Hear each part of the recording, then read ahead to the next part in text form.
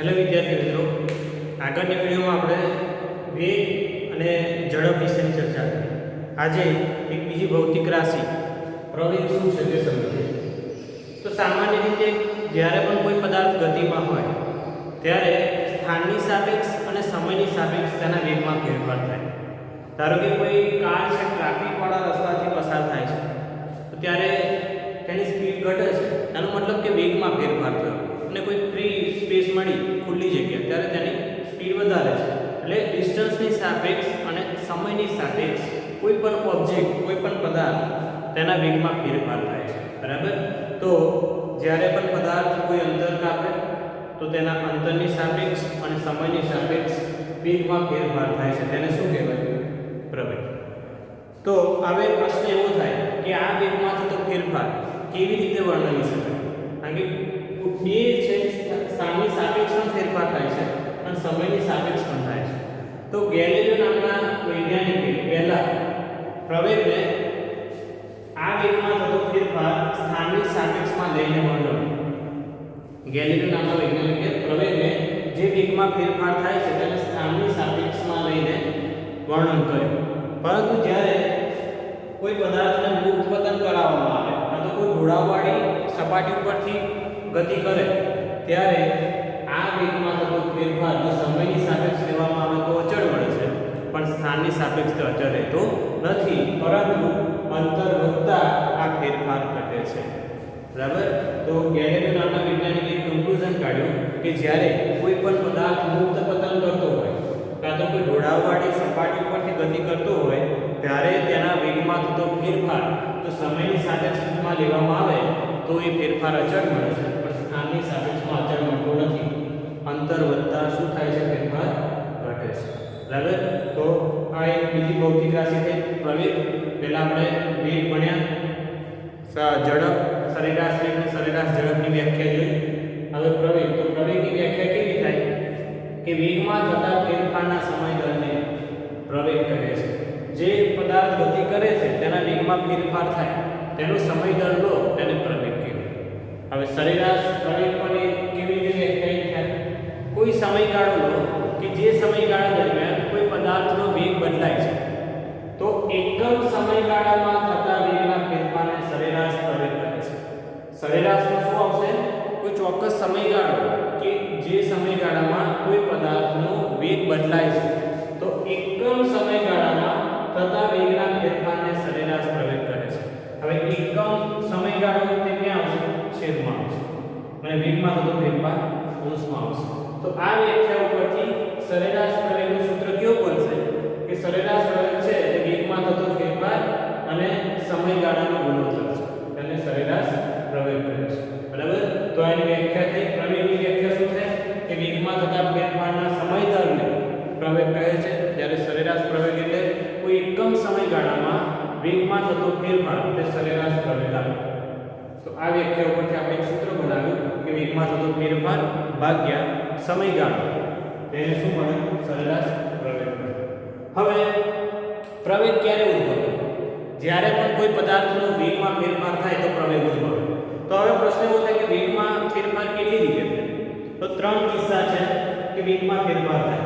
પહેલા તો માત્ર મૂલ્ય, એટલે વેગ છે સદિશ રાશિ છે એટલે આને મૂલ્ય અને દિશા બંને હશે. બરાબર? તો વેગમાં ફેરફાર કેવી રીતે થાય કે ખાલી વેગનું મૂલ્ય બદલાય, તેની દિશા બદલાતી નથી, ત્યારે પણ વેગમાં ફેરફાર આવે. બીજો કિસ્સો છે કે દિશા બદલાય પણ મૂલ્ય બદલાતું નથી, ત્યારે પણ વેગમાં ફેરફાર આવે. અને ત્રીજો છે કે મૂલ્ય અને દિશા બંને બદલાય. બરાબર? કોઈ કાર છે કે એક દિશામાં ગતિ કરતી હોય તો તેની દિશા બદલ્યા વગર તેના મૂલ્યમાં વધારો ઘટાડો થાય તો વેગમાં ફેરફાર આવવાનો. બીજો કિસ્સો છે કે જ્યારે કોઈ પણ કાર આ દિશામાં ગતિ કરતી હોય તો તેનું મૂલ્ય એનું જ, પણ એની દિશા જો બદલાશે તો પણ વેગમાં ફેરફાર આવશે. અને દિશા અને મૂલ્ય બંને પણ બદલાતા વેગમાં ફેરફાર થાય છે. જ્યારે વેગમાં ફેરફાર થાય ત્યારે પ્રવેગ ઉદ્ભવે. બરાબર? હવે આપણે તેનું સૂત્ર મેળવીએ. ધારો કે t1 સમયે કોઈ પણ પદાર્થનો વેગ v1 છે, એટલે આ પ્રારંભિક સમય થયો અને પ્રારંભિક વેગ થયો. બરાબર? હવે કોઈ t2 સમયે આ પદાર્થનો વેગ v2 છે, એટલે વેગમાં ફેરફાર થયો જેમ સમયમાં ફેરફાર થાય છે. એટલે આ પ્રારંભિક સમય t1 અને વેગ v1 v1 અને અંતિમ સમય t2 એ v2 મળે છે. હવે વેગમાં થતો ફેરફાર કેવો મળશે? ફેરફાર એટલે શું? અંતિમ ભાગ્યા પ્રારંભિક, અંતિમ માઈનસ પ્રારંભિક એટલે અંતિમ વેગ ઓછા પ્રારંભિક એટલે v2 v1 એ શું મળે? વેગમાં થતો ફેરફાર. જ્યારે સમયમાં થતો ફેરફાર ડેલ્ટા t બરાબર t2 t1. હવે આપણને ખબર છે સરેરાશ વેગ એટલે શું? વેગમાં થતો ફેરફાર ભાગ્યા સમયમાં થતો ફેરફાર, કાં તો કોઈ સમયગાળો કે જે સમયગાળા દરમિયાન કોઈ પણ પદાર્થના વેગમાં ફેરફાર થાય. તો આપણે મૂલ્ય મૂકીશું એટલે v2 v1 v2 v1. આ શું મળ્યું? સરેરાશ પ્રવેગનું સૂત્ર. શું છે? સરેરાશ પ્રવેગ. પણ કોઈ ચોક્કસ સમયે, કોઈ એક ક્ષણિક સમયે તમારે પ્રવેગ શોધવો હોય તેને તાત્કાલિક પ્રવેગ અથવા તાત્ક્ષણિક પ્રવેગ કહેવાય. તો તાત્કાલિક પ્રવેગ શોધવા માટે શું કરવું પડે? કે જે સમયગાળો છે, જે સમયગાળા દરમિયાન કોઈ પણ પદાર્થનો વેગ બદલાય છે તે સમયગાળો ઘણો નાનો હોય, 0 ની નજીક હોય, એટલે આપણે એક લક્ષ લઈશું જેમાં શું લઈશું? Delta t tends to 0. એટલે ડેલ્ટા t જે સમયગાળો છે એ ઘણો નાનો હશે ત્યારે આપણને જે પ્રવેગ મળશે કયો પ્રવેગ મળશે? તાત્કાલિક. એટલે તાત્કાલિક પ્રવેગ કેવી રીતના શોધાય? કે જે સરેરાશ પ્રવેગ છે એમાં જે ડેલ્ટા t સમયગાળો છે ઘણો સૂક્ષ્મ લીધો, તો તેનું લક્ષ લીધું limit delta t tends to 0 અને સરેરાશ પ્રવેગનું મૂલ્ય મૂકી દો. આ લિમિટ કાઢો એટલે તમને પરફેક્ટ વેલ્યુ મળે. તો a બરાબર dv/dt. તો આ શું મળે? તાત્કાલિક પ્રવેગ અને આ મળે સરેરાશ પ્રવેગ. બરાબર? અહીંયા શું v શું છે? વેગ છે. હવે આપણે વેગની તો વ્યાખ્યા સમજી ગયા. વેગ શું છે? એ ડિસ્પ્લેસમેન્ટ ભાગ્યા સમય એટલે સ્થળાંતર ભાગ્યા સમય. એટલે v બરાબર d/dt x. અહીંયા શું છે? કોઈ પણ પદાર્થના સ્થાનમાં થતા ફેરફારને શું કહેવાય છે? વેગ. એટલે આ સ્થળાંતરનું સમયની સાપેક્ષ વિકલન કરો તો વેગ મળે. હવે આપણે આ વેગનું મૂલ્ય અહીંયા મૂકી દઈએ તો શું મળશે? a બરાબર d/dt તો બધા. હવે v ની જગ્યાએ શું મૂકવું? dx/dt dx. બરાબર? તો આ શું મળશે? d2x/dt. એટલે પ્રવેગ શું છે? કે કોઈ પણ પદાર્થના સ્થાનનું બે વખત સમયની સાપેક્ષ વિકલન કરો તો પ્રવેગ મળે અને એક વખત સમયની સાપેક્ષ વિકલન શું આવે? બરાબર? એટલે આના પરથી આપણે પ્રવેગનું સૂત્ર કયું મળ્યું? સ્થાનની સાપેક્ષ. કોઈ પણ પદાર્થનું સ્થાન હોય તેની સાપેક્ષમાં, એટલે કોઈ પણ પદાર્થનું સ્થળાંતર થતું હોય તેનું સમયની સાપેક્ષ બે વખત વિકલન કરો તો પ્રવેગ મળે અને એક વખત વિકલન કરો તો વેગ મળે. બરાબર? તો આ હતું સરેરાશ પ્રવેગ, આ છે તાત્કાલિક પ્રવેગ અને પ્રવેગનું સૂત્ર કોઈ પણ પદાર્થના સ્થાનના ક્રમમાં. બરાબર? હવે પ્રવેગનો એકમ અને પારિમાણિક સૂત્ર જોઈએ. પ્રવેગનો એકમ કયો છે? આપણને એક ઇક્વેશન મળ્યું પ્રવેગનું. કયું ઇક્વેશન છે? a બરાબર dv/dt. એનો મતલબ ઉપર શું છે? અંશમાં વેગ છે. હવે આપણે એકમ શોધવો છે. પ્રવેગનો એકમ કયો મળશે? તો પ્રવેગ એટલે વેગમાં થતો ફેરફાર ભાગ્યા સમયમાં. બરાબર? તો વેગનો એકમ કરો મીટર પર સેકન્ડ અને સમય શામાં મપાય? સેકન્ડ. તો શું મળશે? મીટર ભાગ્યા સેકન્ડ સ્ક્વેર. આ થશે પ્રવેગનો એકમ. બરાબર? વેગનો એકમ મીટર પર સેકન્ડ. કારણ કે વેગ એટલે શું? વેગ બરાબર સ્થળાંતર ભાગ્યા સ્થળાંતર કરવા માટે લાગતો સમય. તો સ્થળાંતર આપણે મીટરમાં માપીએ છીએ, સમય સેકન્ડમાં. એટલે વેગનો એકમ મીટર પર સેકન્ડ અને સમય નીચે છે 1 સેકન્ડ એટલે મીટર પર સેકન્ડ. હવે આ એકમ ઉપરથી આવે પારિમાણિક સૂત્ર શું મળશે? પારિમાણિક સૂત્ર શું મળશે? જો અહીંયા m છે એટલે લેન્થ, લંબાઈનો એકમ. બરાબર? તો લંબાઈ માટે આપણે શું વાપરશે? અને કેટલું છે? 1 એક જ છે. બરાબર? હવે સમય છે એના માટે આપણે શું? t વાપરીશું. પારિમાણિક સૂત્ર માટે આપણે ભણી ગયા m l v. આ વજન માટે, આ લંબાઈ માટે, સમય માટેના વિદ્યુત પ્રવાહ. પણ એ વિદ્યુત પ્રવાહની આપણે વાત નહીં કરી. તો એ જો વજન તો કોઈ છે જ નહીં. લંબાઈ માટે 1 મળશે અને સમય માટે t વાપરો છો પણ એ છેદમાં છે. લાંબુ પારિમાણિક સૂત્ર કેવું મળે? કે વજનની કોઈ વાત કરવામાં નથી એટલે m0 l1 અને t - આ શું મળ્યું? પારિમાણિક સૂત્ર મળ્યું. પ્રવેગ માટેનું પારિમાણિક સૂત્ર. બરાબર. તો પ્રવેગનું એકમ કયો છે? મીટર પર સેકન્ડ સ્ક્વેર. અને પારિમાણિક સૂત્ર મળશે m1 l1 t - 2. હવે વેગ છે એ સદિશ રાશિ છે. આપણે જાણીએ વેગ છે સદિશ રાશિ. અને કોઈ પણ સદિશ રાશિ હોય તેનું મૂલ્ય અને દિશા બંને હોય. હવે પ્રવેગ છે એને આપણે વ્યાખ્યાયિત કર્યું કે વેગમાં થતો ફેરફાર ભાગ્યા સમય. જો વેગ સદિશ રાશિ હોય તો પ્રવેગ પણ કેવી મળવાનું? સદિશ રાશિ મળશે.